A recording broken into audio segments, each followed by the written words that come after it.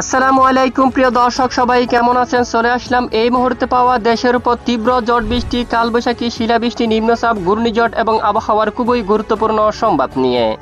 ইতিমধ্যে বঙ্গোপসাগর থেকে আবারও প্রচণ্ড গতিতে দেশের উপর প্রবেশ করতেছে জলীয় বাষ্প বাতাস, যার কারণে আগামী 24 থেকে 48 ঘন্টার মধ্যে আবারও দেশের কমপক্ষে 20টি জেলার উপর তীব্র শক্তিশালী কালবৈশাখী ঝড় এবং ভারী থেকে অতি ভারী বৃষ্টিপাত এবং বজ্রপাতের সতর্কতা দিয়েছে আবহাওয়া অধিদপ্তর। এদিকে চলতি মে মাসের মাঝামাঝি সময়ের মধ্যে বঙ্গোপসাগর বুকে তৈরি হতে পারে নিম্নচাপ। উপযুক্ত পরিবেশ পেলে রূপ নিতে পারে ঘূর্ণিঝড়ে এবং ঘূর্ণিঝড়ে পরিণত হয়ে আঘাত আনতে পারে বাংলাদেশ অথবা পশ্চিমবঙ্গের উপকূলীয় অঞ্চলে।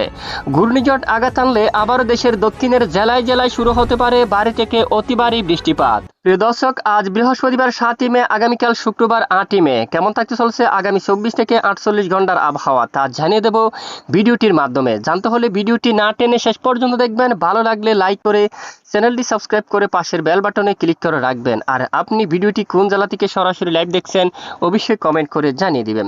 প্রিয় দর্শক বন্ধুরা, এই মুহূর্তে আমরা সরাসরি চলে আসলাম আবহাওয়ার ইউরোপিয়ান মডেলের রাডার স্যাটেলাইট ইমেজের উপর। বর্তমান দেশের আকাশ প্রায় আংশিক মেঘলা নিয়ে পরিষ্কার রয়েছে। কিছু কিছু জেলার উপর মেঘের আনাগোনা শুরু হচ্ছে।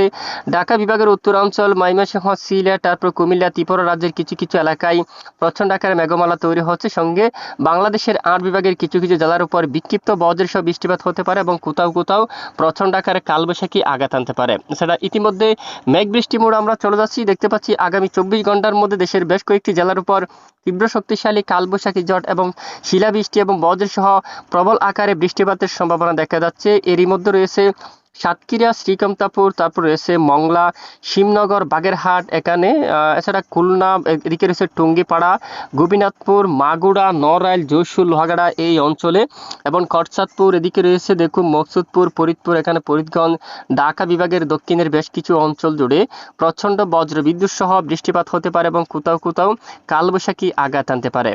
এরপরে শুক্রবার 8 মে নাগাদ সারা দেশের বেশিরভাগ এলাকায় আকাশ আংশিক মেঘলা নিয়ে প্রায় পরিষ্কার থাকার সম্ভাবনা রয়েছে।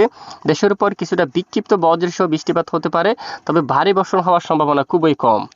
এছাড়া আগামী 9 তারিখ শনিবার নাগাদ দেশের বেশিরভাগ এলাকায় আকাশ আংশিক মেঘলা থাকতে পারে। পশ্চিমবঙ্গের উপর দিয়ে তৈরি হতে পারে শক্তিশালী কালবৈশাখী ঝড় সঙ্গে ভারী বৃষ্টিপাত। তখন কিন্তু আরামবাগ, বর্ধমান, বাঁকুড়া, পুরুলিয়া, চাকুলিয়া, তারপর কলকাতা, এদিকে চন্দননগর, শান্তিপুর, তারপর এদিকে পশ্চিমবঙ্গের জেলায় জেলায়, তারপর বাংলাদেশের পশ্চিম দিকের বেশ কিছু অঞ্চলে, বিশেষ করে খুলনা, বরিশাল এই অঞ্চলে, ঢাকা বিভাগের অধিকাংশ এলাকায় শুরু হতে পারে কালবৈশাখী ঝড় সঙ্গে ভারী থেকে অতি ভারী বৃষ্টিপাত। এদিকে রয়েছে সিংড়া, সিরাজগঞ্জ, বগুড়া এবং সরিষাবাড়ি এবং নাগারপুর, ঢাকা, কাপাসিয়া এই অঞ্চলে 9 তারিখ নাগাদ বৃষ্টিপাতের সম্ভাবনা। 10 তারিখের আপডেটে সকালে আকাশ প্রায় আংশিক মেঘলা সহ পরিষ্কার থাকতে পারে। দুপুর বা বিকেল থেকে নতুন করে আবারও তৈরি হতে পারে কালবৈশাখী ঝড়। তখন কিন্তু এদিকে বাঁকুড়া, দুর্গাপুর, পুরুলিয়ার দিকে, মৌরি, জামশেদপুর এই অঞ্চলের দিকে, তারপর কাতরার দিকে, এদিকে রয়েছে বিশনবাপুর, কুতুলপুর, আরামবাগ এই অঞ্চলে শক্তিশালী কালবৈশাখী ঝড় এবং তীব্র বজ্র বিদ্যুৎ সহ হালকা থেকে মাঝারি এবং কোথাও কোথাও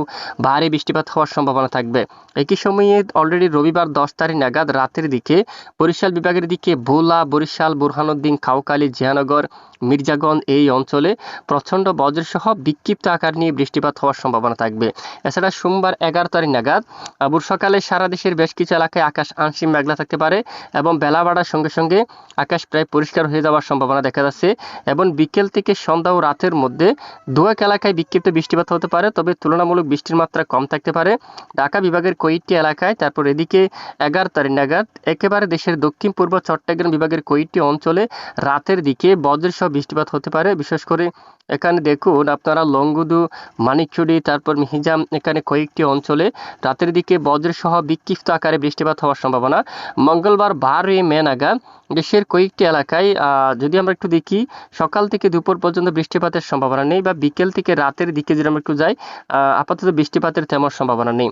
তো এই হচ্ছে মূলত বৃষ্টিপাতের আপডেট। আর ইতিমধ্যে কি পরিমাণ দেশের পর বৃষ্টিপাত সক্রিয় থাকতে পারে আসুন এক নজরে দেখে নেওয়া যাক। ইতিমধ্যে আমরা দেখতে পাচ্ছি পরবর্তী 72 ঘন্টায় খুলনা, বরিশাল বিক্ষিপ্ত বৃষ্টিপাত চলমান থাকতে পারে।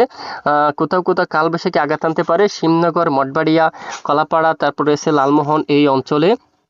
এদিকে সেনবাগ, তারপর কুমিল্লা, আগরতলা, ঢাকা, কাপাসিয়া এই অঞ্চলে, এবং এদিকে রয়েছে নাগারপুর, পাবনা বিক্ষিপ্ত হালকা বৃষ্টিপাত হতে পারে। সিংড়া, মহদেবপুর, বালুরঘাট, ঘোড়ারঘাট, বগুড়া, সরিষাবাড়ি, ময়মনসিংহ, কিশোরগঞ্জ, লাখাই, মৌলভীবাজার, আগরতলা, ব্রাহ্মণবাড়িয়া এই অঞ্চলে বিক্ষিপ্ত আকারে বৃষ্টিপাত হতে পারে। পরের 5 দিনে এখানে নতুন করে বিশেষ করে চন্দননগর, আরামবাগ, কলকাতা এবং বর্ধমান, শান্তিপুর, কাতুয়া এখানে বেশ কয়েকটি অঞ্চলে আঘাত আনতে পারে কালবৈশাখী ঝড়, সঙ্গে ভারী থেকে অতি ভারী বৃষ্টিপাত।